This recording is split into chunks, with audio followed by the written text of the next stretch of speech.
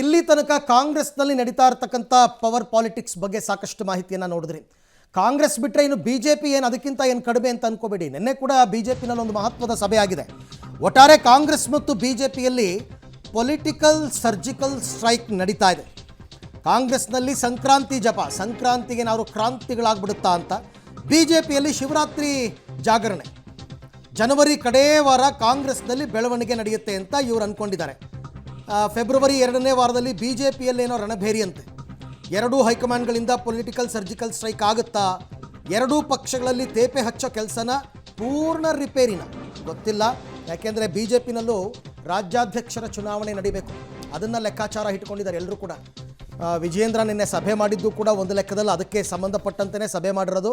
ಒಂದು ಹಂತಕ್ಕೆ ಅವ್ರದ್ದು ಮೇಲುಗೈ ಆಗಿದೆ ಯತ್ನಾಳ್ ಬಣದ ವಿರುದ್ಧ. ಕಾಂಗ್ರೆಸ್ನಲ್ಲಿ ಒಂದಷ್ಟು ಬದಲಾವಣೆಯನ್ನು ಕಾಂಗ್ರೆಸ್ ನಾಯಕರು ನಿರೀಕ್ಷೆ ಮಾಡ್ತಾ ಇದ್ದರೆ, ಬಿ ಜೆ ಪಿಯಲ್ಲೂ ಕೆಲ ಬದಲಾವಣೆಗಳಾಗುವಂತಹ ಎಲ್ಲ ಸಾಧ್ಯತೆ. ಒಬ್ಬರು ಸಂಕ್ರಾಂತಿಗೆ ಡೆಡ್ಲೈನ್ ಇಟ್ಕೊಂಡಿದ್ದಾರೆ, ಒಬ್ಬರು ಶಿವರಾತ್ರಿಗೆ ಡೆಡ್ಲೈನನ್ನು ಇಟ್ಕೊಂಡಿದ್ದಾರೆ. ಯಾವಾಗ ಆಗುತ್ತೆ ಅಂತಕ್ಕಂಥದ್ದನ್ನು ಕಾದು ನೋಡಬೇಕು. ಖುದ್ದು ಮಾಜಿ ಮುಖ್ಯಮಂತ್ರಿ ಬಿ ಎಸ್ ಯಡಿಯೂರಪ್ಪನವರೇ ಅಖಾಡಕ್ಕಿಳಿದು ನಿನ್ನೆ ಶಕ್ತಿ ಪ್ರದರ್ಶನವನ್ನು ಮಾಡಿದ್ದಾರೆ ತಮ್ಮ ಪುತ್ರನ ವಿರುದ್ಧ. ಜೊತೆಗೆ ರಾಜ್ಯಾದ್ಯಂತ ಮತ್ತೊಮ್ಮೆ ನಾನು ಪ್ರವಾಸಕ್ಕೆ ಹೊರಡ್ತೀನಿ ಅಂತಲೂ ಕೂಡ ಹೇಳಿದ್ದಾರೆ ಪುತ್ರನ ವಿರುದ್ಧ. ನೋಡೋಣ.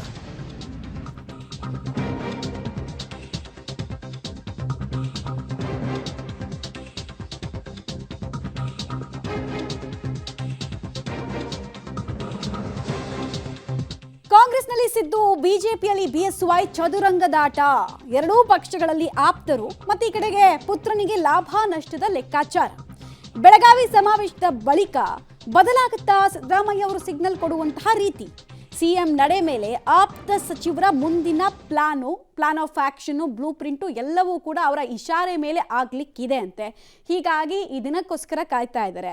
ಸಿಎಂ ರೆಡ್ ಸಿಗ್ನಲ್ ಅನ್ನ ಕೊಟ್ರೆ ಬಜೆಟ್ ಮುಗಿಯೋ ತನಕ ಈ ಎಲ್ಲ ರೀತಿಯಾದಂತಹ ಕನ್ಫ್ಯೂಷನ್ಗಳಿಗೆ ಕದನ ವಿರಾಮವನ್ನ ಎಳೆಯಲಾಗತ್ತಾ? ಈ ಹೇಳಿಕೆಗಳೆಲ್ಲ ಈಗ ಇಷ್ಟ ದಿನ ಹೆಂಗಿತ್ತು ಅಂದ್ರೆ ಶಾಲೀನತೆಯಿಂದ ಕೂಡ್ತಾ ಇತ್ತು. ಅಂದ್ರೆ ಆಗಾಗ ಹೇಳಿಕೆಗಳು ಬರ್ತಾ ಇದ್ವು, ನಂತರ ಸುಮ್ಮನಾಗ್ತಾ ಇದ್ರು. ಬಟ್ ಈಗ ಸವಾಲ್ ಹಾಕೋ ಹಂತಕ್ಕೆ, ತೊಡೆತಟ್ಟೋ ಹಂತಕ್ಕೆ ಹೋಗಿದೆ.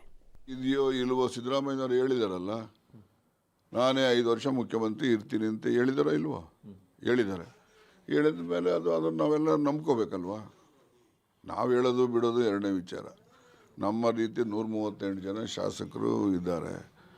ನಮ್ದು ಯಾರ್ಯಾರ್ದು ಏನೇನೇ ಅಭಿಪ್ರಾಯ ಇರ್ಬೋದು. ಈಗ ನಾಳೆ ಬೆಳಗ್ಗೆ ಸಿದ್ದರಾಮಯ್ಯವ್ರನ್ನ ನಮ್ಮ ಬೇಡ ಪಜೆತ್ತಗೊಳಿಸ್ಬಿಡಿ, ಇನ್ನೊಬ್ಬರು ಇಂಥವ್ರನ್ನ ಮುಖ್ಯಮಂತ್ರಿ ಮಾಡಿ ಆಗ್ತದ?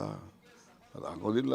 ಅದು ಏನಿರೋ ಅಂತಿಮವಾಗಿ ಕಾಂಗ್ರೆಸ್ ಹೈಕಮಾಂಡನ ನಿರ್ಣಯ ಅಷ್ಟೇ. ಸಿದ್ದರಾಮಯ್ಯನವರು ಅಷ್ಟೇ. ನಾಳೆ ಕಾಂಗ್ರೆಸ್ ಹೈಕಮಾಂಡ್ನವರು ನೀನು ಬಿಟ್ಟಪ್ಪ ಇಂಥವ್ರು ಯಾರನ್ನೋ ಮಾಡಬೇಕು ಅಂತನೋ ಏನಾದರೂ ಮಾಡಿ ಅಂತ ಹೇಳಿದ್ರೆ, ಅವರು ಕೂಡ ಸಿದ್ದರಾಮಯ್ಯನವ್ರನ್ನ ವಿಶ್ವಾಸಕ್ಕೆ ತೆಗೆದುಕೊಂಡು ಅಂತಿಮ ನಿರ್ಣಯ ತಗೊಂಡ್ರೆ ಅದು ಕೂಡ ಜಾರಿ ಆಗ್ತದೆ, ಆಗಿರ್ತದೆ. ಅದ್ರ ಪ್ರಕಾರ ನಡವಳಿಕೆ ಆಗ್ತದೆ. ಈಗ ಶಿವಕುಮಾರ್ ಅವರು ವಿಧಾನಸಭೆಯಲ್ಲಿ ಒಂದು ಸ್ಟೇಟ್ಮೆಂಟ್ ಮಾಡಿದ್ರು, ನಾನು ಕೃಷ್ಣ ಅವ್ರ ಕಾಲದಲ್ಲಿ ನನ್ನ ಹೆಸರೇ ಇರಲಿಲ್ಲ ಮಂತ್ರಿ ಪಟ್ಟಿನಲ್ಲಿ, ನಾನು ಬೆಳಗಿನ ಜಾವ ಹೋಗಿ ಬಾಗಿಲು ಒದ್ದು ನಾನು ಇಲ್ಲದೆ ನೀವು ಸೇರಿನೇ ಮಾಡಿಕೊಡೋದು ಅಂತ ಹೇಳಿ ನಾನು ಅವತ್ತು ಮಂತ್ರಿಮಂಡಲಕ್ಕೆ ಸೇರ್ಕೊಂಡೆ ಅಂತ ಹೇಳಿದ್ರು. ಅದು ಅವರವರ ಅನುಭವದಲ್ಲಿ ಏನು ನಡೆದಿದೆ ಅದನ್ನು ಹೇಳಿರ್ತಾರೆ. ಹಾಗಾಗಿ ಈಗ ಅವರು ಮಂತ್ರಿ ಆಗೋದು ಬರೆದಿತ್ತು, ಮಂತ್ರಿ ಆದರು. KPCC ಅಧ್ಯಕ್ಷರಾಗೋದು ಅವರ ಹಣೆಯಲ್ಲಿ ಬರೆದಿತ್ತು, ಆಗಿದ್ದಾರೆ. ಮುಂದೆ ಸೋಮಶೇಖರ್ ಹೇಳ್ದಂಗೆ ಅವ್ರ ಹಣೆಯಲ್ಲಿ ಬರೆದಿದ್ರೆ ಮುಖ್ಯಮಂತ್ರಿನೂ ಆಗ್ತಾರೆ. ಅದನ್ನೇನು ತಪ್ಸಕ್ಕೆ ಯಾರ ಕೈಲಿ ಆಗ್ತದೆ? ಅಷ್ಟೇ, ನಾನು ಆಗಬೇಕು ಅನ್ನಂಗೆ. ನೋಡಿ, ಈಗ ನಮ್ಮ ರಾಜ್ಯದಲ್ಲಿ ಮುಖ್ಯಮಂತ್ರಿಗಳಾಗಿ ಸಿದ್ದರಾಮಯ್ಯನವರು ಇದ್ದಾರೆ. ಅವರು ಮುಖ್ಯಮಂತ್ರಿಗಳಾಗಿ ಮುಂದುವರಿತಾರೆ. ಮುಖ್ಯಮಂತ್ರಿ ಪ್ರಶ್ನೆ ಉದ್ಭವ ಆಗಿಲ್ಲ. ಈಗ ನಿಶ್ಚಿತವಾಗಿಯೂ ಕೂಡ ಅದು ನಮ್ಮ ಬದಲಾವಣೆ ಯಾರಾದರೂ ನಮ್ಮ ಮಾಡಬೇಕಾಗಿ ನಮ್ಮ ಹೈಕಮಾಂಡ್ ಮಾಡಬೇಕು. ನಮ್ಮ ಕೈ ಯಾರು ಇವತ್ತು ಸಹ ಇದು ಇಲ್ಲ, ನಮಗೆ ಗೊತ್ತಿಲ್ಲ. ಸಿದ್ದರಾಮಯ್ಯ ಅವರು ಹೇಳಿದಾರೆ, ನನಗೆ ಗೊತ್ತಿಲ್ಲ ಅಂತ ಹೇಳಿದರು. ಆ ಪ್ರಶ್ನೆ ಉದ್ಭವಿಸೋದಲ್ಲ. ಸಿಎಂ ಕುರ್ಚಿ ಖಾಲಿ ಇಲ್ಲ, ಅದು ಸಿಎಂ ಕುರ್ಚಿ ಖಾಲಿ ಇಲ್ಲ ಅಂತ ಹೇಳ್ತೇನಲ್ಲ, ಆ ಪ್ರಶ್ನೆ ಉದ್ಭವಿಸೋದಲ್ಲ. ನಮಗೆ ಆಶೆಗಳಿದಾವೆ, ದುರಾಶೆಗಳಿಲ್ಲ. ನಮಗಿರ್ತಕ್ಕಂಥ ಮಾಹಿತಿ ಸಿದ್ದರಾಮಯ್ಯವರ ಅವಧಿ ಪೂರ್ಣಗೊಳ್ತಾ ಇದೆ ಅಂತೇಳಿ, ಹಾಗಾಗಿನೇ ಸಿದ್ದರಾಮಯ್ಯನವರು ಕೂಡ ದಾಳವನ್ನ ಉರುಳಿಸ್ತಾ ಇದ್ದಾರೆ. ಬೇರೆ ಬೇರೆ ಸಚಿವರ ಮೂಲಕ ಡಿನ್ನರ್ ಪೊಲಿಟಿಕ್ಸ್ ಕಾಂಗ್ರೆಸ್ ಪಕ್ಷದಲ್ಲಿ ಈಗಾಗಲೇ ಪ್ರಾರಂಭ ಆಗಿದೆ. ಅವರ ಹೈಕಮಾಂಡ್ ಏನೇ ಹೇಳಿದ್ರು ಸಹ ಡಿನ್ನರ್ ಪೊಲಿಟಿಕ್ಸ್ ಕಂಟಿನ್ಯೂ ಕೂಡ ಆಗ್ತದೆ, ಮುಂದುವರಿತದೆ. ಬರೋ ದಿನದಲ್ಲಿ ಆಡಳಿತ ಪಕ್ಷದ ಜಗಳ ಏನಿದೆ ಈಗಾಗಲೇ ಬೀದಿಗೆ ಬಂದಿದೆ. ಇನ್ನೂ ಕೂಡ ರಾಜ್ಯ ಜನ ನೋಡೋರಿದ್ದಾರೆ ಅದನ್ನು. ನೋಡ್ತಾರೆ ನೇರ ಸಂಪರ್ಕದಲ್ಲಿ ಜಾಯಿನ್ ಆಗ್ತಾ ಇದ್ದಾರೆ ಶ್ರೀನಿವಾಸ್. ಎರಡೂ ಪಕ್ಷಗಳನ್ನ ನೋಡ್ತಾ ಇದ್ರೆ ಏನೇ ನಡೆದ್ರು ಸುಲಭವಾಗಿ ಸುಗಮವಾಗಿ ನಡೆಯೋದಕ್ಕೆ ನಾವು ಬಿಡಲ್ಲ ಅನ್ನೋ ಸಂದೇಶವನ್ನ ಎಲ್ಲಾ ಪಾಳ್ಯದವರು ಕೊಟ್ಟಂಗೆ ಕಾಣಿಸ್ತಾ ಇದೆ. ಮಮತಾ, ಹೌದು, ಬಿಜೆಪಿ ಮತ್ತೆ ಕಾಂಗ್ರೆಸ್ನಲ್ಲಿ ಭಿನ್ನವಾದಂತಹ ವಿಚಾರಗಳು ಇರಬಹುದು, ಆದ್ರೆ ವಿಚಾರಗಳು ಮಾತ್ರ ಎರಡು ಪಕ್ಷದಲ್ಲಿ ಸೇಮ್. ಒಂದು, ಕಾಂಗ್ರೆಸ್ನಲ್ಲಿ ಸಿಎಂ ಸಿದ್ದರಾಮಯ್ಯನವರನ್ನ ಕೆಳ ಅನ್ನುವಂತ ಚರ್ಚೆಗಳು ದೊಡ್ಡ ಮಟ್ಟದಲ್ಲಿ ಅಥವಾ ಪವರ್ ಶೇರಿಂಗ್ ವಿಚಾರಗಳು ದೊಡ್ಡ ಮಟ್ಟದಲ್ಲಿ ಆಗ್ತಿದ್ದಾವೆ. ಈಗ ಅದಕ್ಕೆ ಒಂದು ಹೆಜ್ಜೆ ಮುಂದೆ ಹೋಗಿ ಸಿದ್ದರಾಮಯ್ಯ ಬಣದ ಸಚಿವರು ಅದ್ಯಾಗಿ ಇಳಿಸ್ತೀರ ಸಿದ್ದರಾಮಯ್ಯನವರನ್ನ ನೋಡೋಣ ಅನ್ನುವಂತಹ ಸವಾಲು ರೀತಿಯಾಗಿ ಮಾತನಾಡಿದ್ದಾರೆ. ರಾಜಣ್ಣ ಆಗಿರಬಹುದು, MB ಪಾಟೀಲ್ ಆಗಿರಬಹುದು, ಸಿಎಂ ಸಿದ್ದರಾಮಯ್ಯನವರೇ 5 ವರ್ಷ ಸಿಎಂ ಅನ್ನುವಂತಹ ಸ್ಪಷ್ಟ ಮಾತುಗಳನ್ನ ಹೇಳುವ ಮೂಲಕ DK ಶಿವಕುಮಾರ್ ಮತ್ತೆ ಅವರ ಬಣಕ್ಕೆ ಟಕ್ಕರನ್ನ ಕೊಡುವಂತಹ ಕೆಲಸವನ್ನ ಮಾಡ್ತಿದ್ದಾರೆ. ಈಗ ಸಿದ್ದರಾಮಯ್ಯನವರ ಮುಂದೆ ಇರುವಂತದ್ದು ಮುಂದಿನ ರಾಜ್ಯಕ್ಕೆ ಯಾವ ರೀತಿ ಆಗುತ್ತೆ ಅನ್ನುವಂಥದ್ದು.